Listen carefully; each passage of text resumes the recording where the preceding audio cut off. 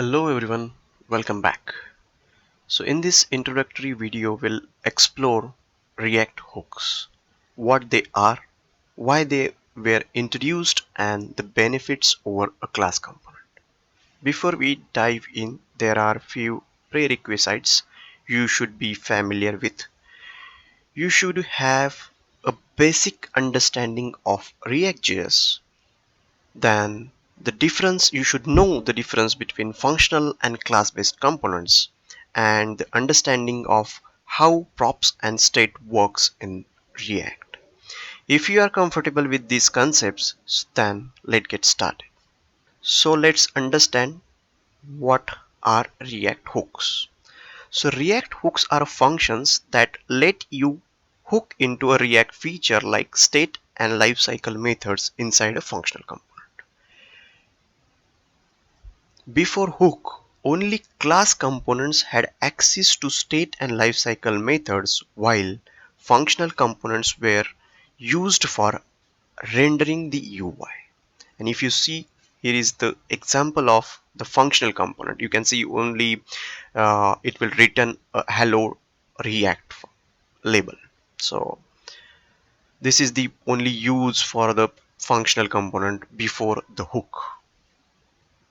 So let's understand why were hook introduced. React introduced hook in version 16.8 in 2019 to solve some key issues that developers faced with these class components. The problem with class components increased the complexity. Managing the state lifecycle methods and event handler in the class component required a lot of boilerplate code. Then the code reusability issue. For example, if we written some logic, then the logic was often duplicated and difficult to reuse across multiple components. And limited functional components. For example, developer preferred functional component because they were simpler but before hook, so they lacked a state lifecycle and its capabilities. To solve these problems, React introduced hooks, allowing functional components to handle state and lifecycle events without needing class components. So I'll show you a basic example of functional and class based component. So before that, let's understand the benefit of React hook over a class component.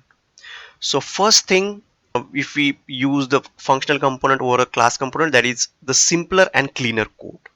So hook, with the help of hook make code more readable and maintainable. For example, if we created a class based counter component, in that counter component we have to create a constructor, then we have to mention a lifecycle methods. But whereas if we create a same counter component in functional way, then the functional component with hooks, with the help of these hooks, we can achieve the same thing with much less code that I'll show you. So if you see, I have created one basic counter component with the help of this class component. So in that I have created constructor. In that constructor I have mentioned the state, and in that state I entered the count, and the lifecycle methods I entered. So in this way you can create the class component. But if you see in the it's as compared to the class component, in the functional component, if you see the code is much less than the class component and very easy to use. So that's why if you just need to add the use state hook and then